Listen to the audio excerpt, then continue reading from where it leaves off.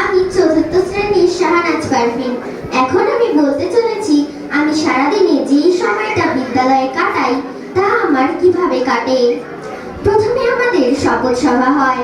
শপথ সভা করে আমরা সকলে ক্লাসে যাই এবং আমাদের অঙ্ক স্যার এসে আমাদের অঙ্ক ক্লাস নেন। তিনি আমাদের প্রতিটি অঙ্ক খুব ভালোভাবে বুঝিয়ে দেন। এরপরে হয় আমাদের বাংলা ক্লাস।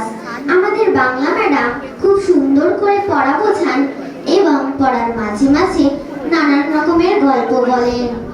এরপরে আমাদের ইংলিশ স্যার আমাদের ইংলিশ ক্লাস নেন। তিনি আমাদের মজার ছলে পড়ান। এরপরে আমাদের টিফিন হয়। টিফিনের সময় আমরা সকল বান্ধবীরা মিলে অনেক রকমের খেলা খেলি এবং অনেক আনন্দ করি। এরপর আমাদের ইতিহাস বা ভূগোল বা বিজ্ঞান ক্লাস হয়। এই ক্লাসেও খুব মজা হয়।